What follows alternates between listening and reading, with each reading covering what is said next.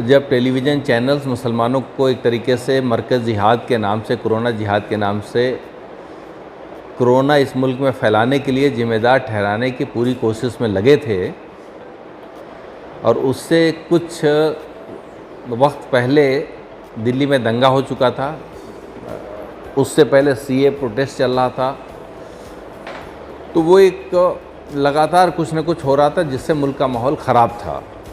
उस ख़राब माहौल को कैश करने के लिए मीडिया ने इसको ईजाद कर लिया था, कोरोना जिहाद। तो वो बहरहाल इम्पायर की एक ज़रूरत महसूस हुई थी कि लोग साथ में आएँ, एक मजबूत आवाज़ हो जिसको मीडिया के सामने भी, सरकार के सामने भी उठाया जाए, और ये इस ख़तरे से आगाह किया जाए कि आज तो ये मुसलमानों की तरफ इशारा करके मुल्क में जो माहौल बनाया जा रहा है, लेकिन ये कल मुल्क के लिए भारी पड़ेगा। मेहनत का असर हुआ, कुछ टाइम में वो कोरोना जिहाद जैसा मीडिया से अल्फाज गायब हो गए। जो दाढ़ी टोपी वाले जाके मीडिया में इस्लामिक स्कॉलर के नाम से तू मैं करते थे, कुछ सिलसिला अभी भी वो चल रहा है। काफ़ी हद तक हम लोगों की कोशिश से वो रुक गया था बीच में, अभी कुछ महीने से वो फिर से दिखाई पड़ रहा है, और कल ही उस पर हमने एक कदम उठाया है।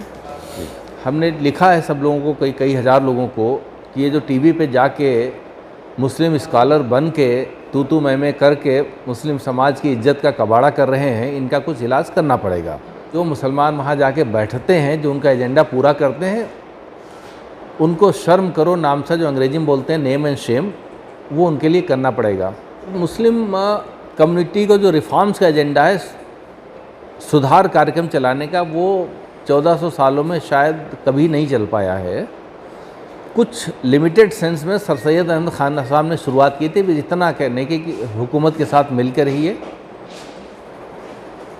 अपना काम चलाइए, हुकूमत की ज़बान समझिए, पढ़ाई करिए, आगे बढ़िए।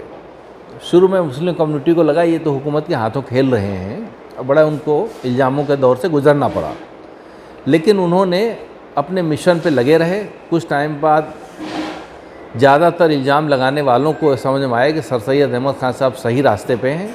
हुकूमत से लड़ के मरने से अच्छा है कि लोगों को खुद आगे तरक्की करिए, लोगों की मदद करिए, ये बेहतर रास्ता आज भी मेरी समझ से यही होना चाहिए। अंग्रेज़ जब सेटल्ड पावर थे, जब पूरी तरीके से हुकूमत में बैठे थे, टेक्नोलॉजी में बहुत एडवांस थे,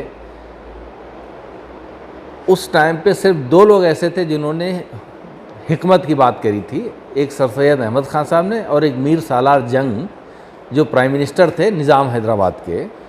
ऑन दी अदर हैंड कुछ सरफरे लोगों ने कम्युनिटी में बुलंद से देवबंद से लेके मेरठ तक कोई अलग अलग फिगर है कि 50,000 मौलाना मारे गए, जो भी हो। बहरहाल तो वक्त की नज़ाकत के हिसाब से आगे बढ़ने की भी ज़रूरत है, उसमें हिकमत की ज़रूरत है, हिमाकत की ज़रूरत नहीं है। सिर्फ दावतों का दौर या शेर व शायरी के दौर से अब काम चलने वाला नहीं है, वक्त बदल चुका है। एक एक ज़िले में भी थिंक टैंक होना चाहिए जो मुसलमानों के इशूज़ को पे रिसर्च करे, डिस्ट्रिक्ट एडमिनिस्ट्रेशन के साथ कोऑर्डिनेट करे, मीडिया के साथ टेकअप करे, अपनी कम्युनिटी के प्रोमिनेंट लोगों के साथ बैठ के चर्चा करे, आगे की योजना बनाए, और समाज की कैसे सेवा करनी है उस पर भी गौर करे। क्योंकि मल्टी कल्चरल सोसाइटी में हम लोग रह रहे हैं, अलग थलग पढ़ के मुसलमानों का कुछ भला कर पाएंगे, इस पर क्वेश्चन मार्क है।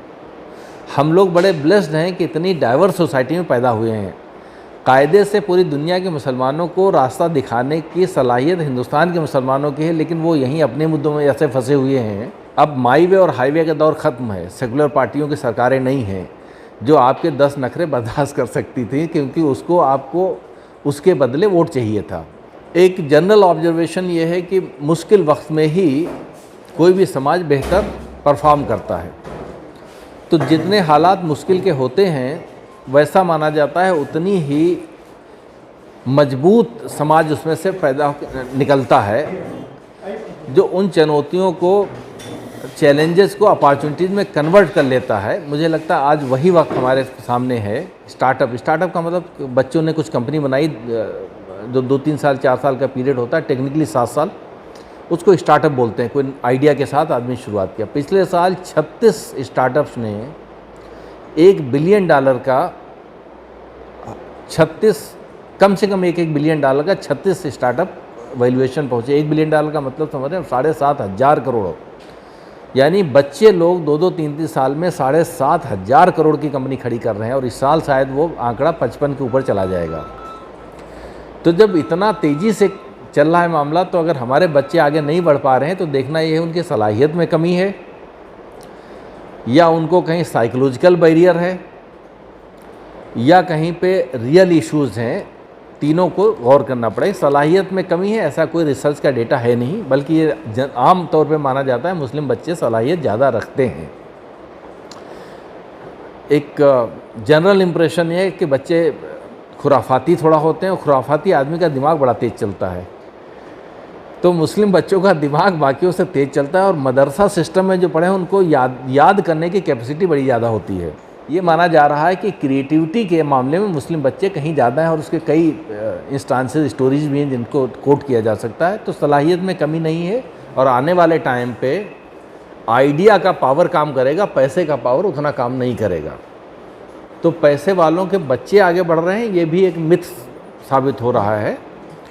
तमाम स्टोरीज आती हैं अखबारों में कि सब्जी बेचने वाले की लड़की जो है वो IAS बन गई। इस्लाम की रूह, essence of Islam and Islam के नाम पे सिंबल्स को ढोने का जो तरीका है, इस पे चर्चा की ज़रूरत है। हम लोग उस हिचक से बाहर निकलना चाहिए कि इस्लाम को समझने और समझाने का काम सिर्फ मौलवी लोगों का है। मैं ये बात पूरे दावे से कहता हूँ आपको कि इस्लाम को समझने के लिए साइंस समझना काफ़ी हद तक ज़रूरी है।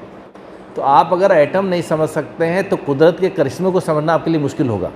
आज का बच्चा जो है वो क्यूरियस माइंड है। क्यूरियस माइंड का मतलब वो 10 सवाल पूछता है। हम लोग क्या करते हैं, बच्चे को चुप कर देते हैं, चुप कर बहुत पूछ लिया, बोल लिया है। बच्चा सवाल पूछता है और अगर बच्चे को जवाब आप साइंटिफिकली एक्सप्लेन करके नहीं दे पाते हैं लॉजिकली, सिर्फ अब्बू जान ने कहा कि भाई इस्लाम में ये है, उसने मान लिया, थोड़े टाइम बाद जब बड़ा होगा वो उसके दिमाग में वो बात नहीं फंसेगी। आज बड़ी तादाद में लोग, ये भी एक आंकड़ा है कि इस्लाम की तरफ आ रहे हैं, ये भी आंकड़ा है कि इस्लाम से दूर जा रहे हैं। दूर वो जा रहे हैं जिनको इस्लाम लॉजिकली नहीं समझ पा रहे हैं, सिर्फ रट्टा लगा के समझा दिया गया है। तो रट्टे वाले इस्लाम से हम सब लोगों को कोशिश करके अमल वाले इस्लाम की तरफ जाना है और इसका जिम्मेदारी मौलवियों पे छोड़ दें तो हम अपनी जिम्मेदारी से भी भाग रहे होंगे और इस्लाम की सबसे बड़ी डिसर्विस कर रहे होंगे। मस्जिद में मोटा मोटा बोल दिया जाता है कि अल्लाह का घर है, दुनियावी बात करना यहाँ पे सख्त मना है, लिख भी देते हैं। कई जगहों पे तो मस्जिद में लिखा होता है। अरे भाई, हुजूर सल्लल्लाहु अलैहि वसल्लम के टाइम पे मस्जिदों में सारी सामाजिक व्यवस्था पे बात होती थी, सारी युद्ध की रणनीति वहाँ बनती थी। ऐसा कौन सा काम था जो मस्जिद में बैठ के ना होता था? तो अल्लाह का घर है, यहाँ दुनियावी बात करना सख्त मना है, ये कौन सा तरीका अख्तियार कर लिया आपने? अगर मस्जिद में आप हफ्ते में एक दिन बाकी गैर मजहबी लोगों के लिए नहीं खोलेंगे तो आप इस्लाम को आगे नहीं बढ़ा पाएंगे। जब वो आएंगे, आपसे बात करेंगे, इस्लाम को समझेंगे, 4 उनके सवाल होंगे, चारों किसी भी सवाल पे बाहें समझने के बजाय उनको खुद समझदार होइए ताकि जवाब दे सके। और टेलीविज़न पे आज की तारीख में यही हो रहा है। आप घर में क्या खाते हो, कितनी बार नमाज़ पढ़ते हो, अल्लाह से कितना गहरा रिश्ता है आपको, जन्नत आप मान के बैठे हो, हमारा नाम अलीम कलीम सलीम है, कुछ भी करें जन्नत ही जाना है। लेकिन आम समाज आपकी तारीफ़ तब करेगा जब आम समाज आपसे फ़ायदा उठाता दिखेगा। आज बड़े बड़े मदरसों के बाहर लोहे के मोटे मोटे गेट लगे। मैं तो 4 साल पहले मुजफ्फरनगर, सहारनपुर सब जगह गया था मदरसों में। गर्मियों के दिन थे, मई जून के, अहमद साहब आप साथ में होते थे। किसी मदरसे के आगे एक पानी का कूलर नहीं लगा था कि आदमी निकल रहा हो दूसरे मजहब का, साइकिल खड़ी करे, मोटरसाइकिल लोगे, पानी पिए और दुआ देता जाए कि ये अच्छे लोग हैं।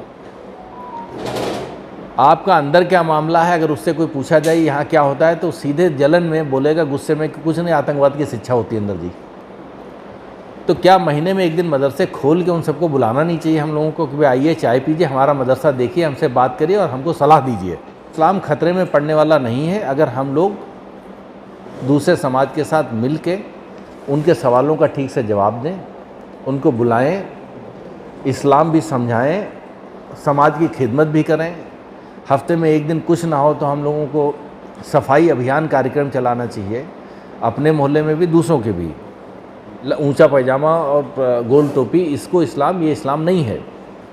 मैं ये नहीं कहता हूँ ये लगाना गलत है, मैं ये कह रहा हूँ अगर इसी को इस्लाम मान के बैठे हो या घर से तेज़ रफ्तार में भाग के मस्जिद गए, जल्दी से भाग के घर आए, this is not the essence of Islam. धड़ल्ले से हम लोग ओपन में कुर्बानी किया करते थे, अभी 2-4 सालों से सुधरा है मामला, खून बह रहा है। जो वेजिटेरियन है उसके मन पे क्या गुजरती होगी, कभी इस बात का ख्याल किया?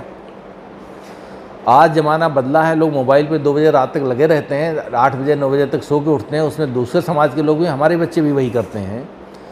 सुबह फजर की आवाज़ अजान इतनी तेज़ लाउड स्पीकर पे होती थी, कभी गौर किया कि जहाँ 10% मुसलमान रह रहा है, 90% हिंदू रह रहा है, और उस 10% में भी 10 ही % फजर की नमाज़ पढ़ने जाता है, तो 1% के लिए 99% लोगों की नींद ख़राब की आपने।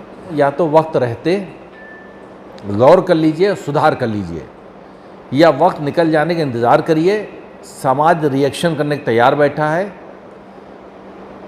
ताकत और बेइज्जती के साथ उसी चीज़ को तस्लीम कर लीजिए वक्त निकलने के बाद। और ये हो रहा है, लगातार हो रहा है। कितना ही अच्छा काम लेके आप चलें, कोई ना कोई ऐसा तबका आपको ज़रूर मिल जाएगा जो आपके मुखालिफ खड़ा हो जाएगा। एम्पायर भी उससे अछूता नहीं। समाज में जितना आप योगदान करेंगे उतना ही समाज आपकी तारीफ़ करेगा।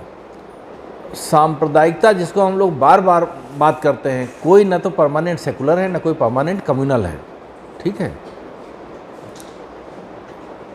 आप बाइसेस में, भेदभाव में अगर सीढ़ी पे ऊपर की तरफ आ रहे हैं, तो इसमें ये देखना पड़ेगा कितना ज़माने का रोल है और कितना हमारा अपना है। हम अपने हिस्से का तो दिया जला सकते हैं, ज़माने को कोस के इसको तस्लीम कर लेना वो बेहतर नहीं है। सिर्फ हिंदू वर्सेस मुसलमान नहीं है, इसमें वर्सेस बहुत सारे हैं। तमिल का तेलुगु से है, दोनों का मिला के मराठी से है, तीनों का मिला के पंजाबी से है, चारों का मिला के बंगाली से है, ठीक है। ऐसे जातियों के हिसाब से भी है, वर्गों के हिसाब से भी है। तो आपको ये समाज, देश सर पे बैठा लेगा। एपीजे अब्दुल कलाम साहब ने देश के लिए बड़ा योगदान किया, आज वो दिलों पे राज करते हैं। नेताओं ने बहुत ठगा, और बहुत मैं उलमाओं की तकरीरों से भी बहुत फील करता हूँ कि जिस तरह के जज्बाती तकरीरें देते हैं वो ठीक बात नहीं है।